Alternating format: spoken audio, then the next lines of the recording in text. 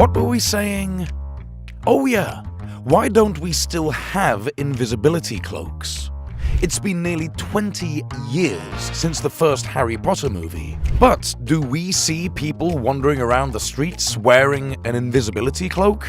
Yes. Why? You know, they're fake. We wouldn't be able to see them if they were actually wearing one. Seriously, why the hell don't we still have that? I'm sure I'm invisible. Hi, Drax. Is that so hard for you muggles to create a fabric that could hide anyone or anything under it? No? Great. Let's hear it then. Before we start, don't forget to like, subscribe, click the bell, and visit our website www.interestingengineering.com and subscribe if you still have not.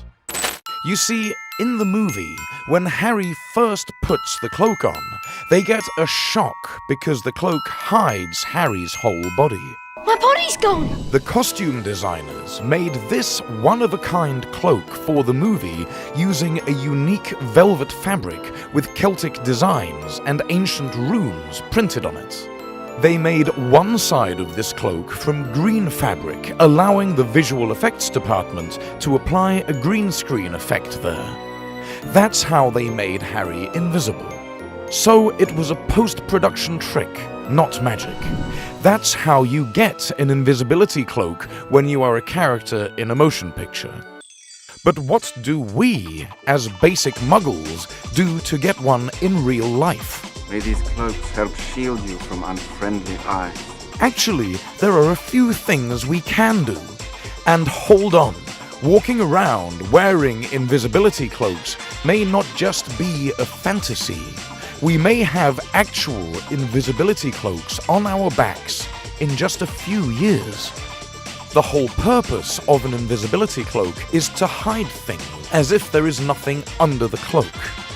And the easiest way to hide things is to bend light. Since we cannot do that, we may need the assistance of Metamaterials to create invisibility cloaks. Metamaterials are artificial substances that do not exist in nature. Some metamaterials can bend light, and when we make a cloak using them, it will give the impression that the item underneath has vanished. However, there may be a simpler solution. A Canadian-based company has designed a thin veil that bends light, creating the illusion of invisibility. This material, named Quantum Stealth, gives efficient results in all wavelengths of light and bends the light hitting the back towards the observer from both sides, creating a blind spot in the middle. But objects need to be a certain distance from the material to disappear. If they get too far, they can be visible again. Although the current prototypes give a blurred image to the background, this problem will likely be solved in future models. So this is why we still don't have real invisibility cloaks.